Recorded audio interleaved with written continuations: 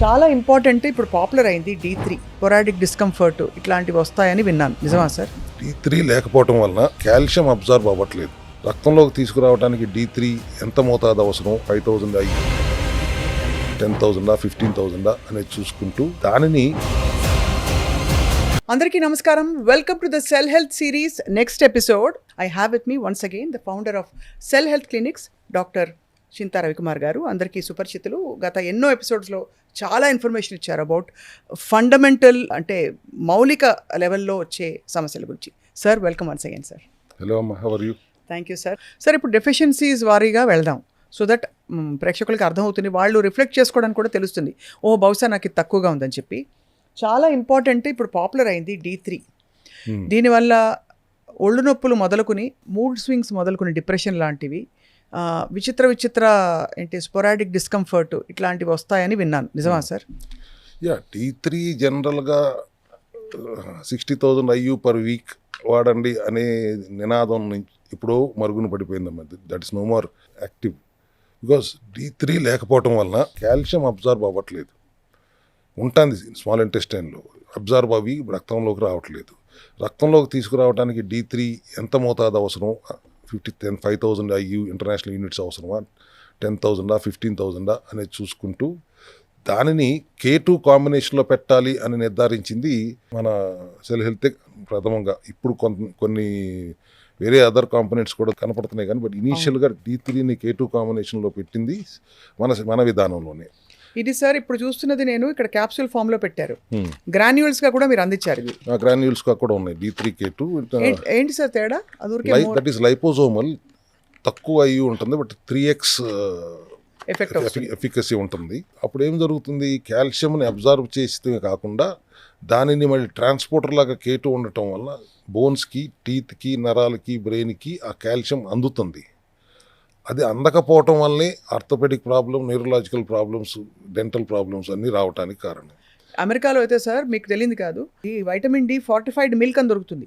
D45 milk, ఎందుకంటే అంత deficiency మీరు అన్నట్టు మాస్ స్కేల్లో వచ్చేస్తుంది కాబట్టి. ఒక చిన్న డెఫిషియన్సీని అడ్రస్ చేయడం వల్ల మీకు orthopaedic problem, neurological problem, nephrological problem, dental problem, mental problem, even cardiac problem కూడా అడ్రస్ అయిపోతుంది కదా.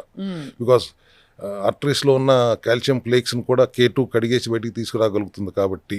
కాల్షియం అబ్జార్ప్షన్కి అది ఎస్, అబ్జార్ప్షన్కి, transporting to the bones and నర్వ్స్కి కూడా, అండ్ టీత్ కూడా అవసరం. అది that is why D3 K2 is one of the కిట్లో ఉన్న ఒక ఎసెన్షియల్ ఐటమ్స్లో ప్రథమంగా ఉంటుంది. అండ్ అందరికీ సార్ టెస్ట్ చేయించుకుంటే ఎప్పుడు తక్కువే ఉంటుంది. 90% ఉండవలసిన 30 కంటే 30 నుంచి 130 బయాలజికల్ రేంజ్ పెట్టి 60,000 యూనిట్ IUs పర్ వీక్ వాడమంటే ఆడికి ఎప్పుడు 60,000-70,000లోకి రావాలి. ఇక్కడ మనం డైలీ 10,000 IU K2 కాంబినేషన్లో ఇస్తే 1 మంత్లో ఆడు సింగిల్ డిజిట్లో ఉన్నవాడు 40,000-50,000కి వచ్చేస్తున్నాయి. సో 40-50 ఉంటే చాలా హెల్దీగా ఉంటున్నట్టు కదా బాడీ సార్. ఆబ్వియస్లీ కదా, సింగిల్ డిజిట్లో ఉంటున్న కేసెస్ చాలా విపరీతంగా చూస్తున్నాం. లెస్ దెన్ 30, ఐ థింక్ 90% ఉంటుంది. So D3 K2 is definitely very essential element in our essential kit. చాలా బాగుంది sir. I think everybody should evaluate వాళ్ళకు ఉండే సిమ్టమ్స్, చిన్న సిమ్టమ్స్ని ఇగ్నోర్ చేయకుండా ముందు వచ్చి ఎవాల్యుయేషన్ ద్వారా, టెస్ట్ల ద్వారా. ఇప్పుడు అన్ని టెస్ట్లు అవైలబుల్గా ఉన్నాయి. మీరు చేస్తారా సార్ టెస్ట్లు మీ దగ్గర? తప్పకుండా అందుబాటులో ఉంచుతాయి. మేమైతే ఏం చెయ్యం, చేసే ఫెసిలిటీస్ని అక్కడ అందుబాటులో ఉంచి అన్ని టెస్ట్ చేయించుకుని ఒకసారి ఇది ఎక్స్పీరియన్స్ చేస్తే కంప్లీట్ వెల్నెస్ అంటే ఏంటో తెలుస్తుంది. ఇల్నెస్ టు వెల్నెస్ అంటా నేను. అది let us be well.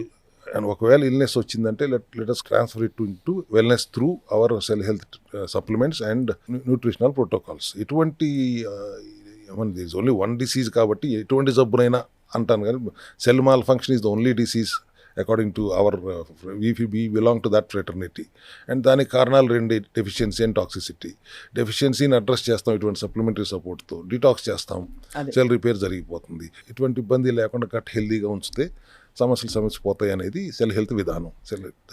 That's what we believe in. Thank you very much doctor Chinta Ravikumar garu. I think చాలా యూస్ఫుల్ ఎపిసోడ్. చూసిన వాళ్ళందరూ ఈ సమ్మర్ టైంని యూస్ చేసి వాళ్ళని మళ్ళీ రిప్లెనిష్ చేసుకోవడానికి, ముఖ్యంగా పిల్లలకు కూడా వాళ్ళ బాడీని మళ్ళీ నార్మలైజ్ చేసి నెక్స్ట్ స్కూల్ ఇయర్కి రెడీ చేయడానికి it's a great time. Finally I would like, summer వచ్చింది కాబట్టి drink more water, at least 4 liters of water or 5, even more also, no problem.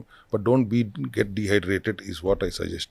Possibly you can drink our clustered water, or otherwise also good, clean alkaline mineral rich water 3-4 లీటర్లు తాగండి. 4 లీటర్లు తగ్గకుండా తాగండి. అవసరమైతే కొద్దిగా diluted butter milk కూడా తాగుతూ ఉండండి. Thank you so much doctor Chinta Ravikumar garu. Thank you. Will meet again in the next episode. Thank you.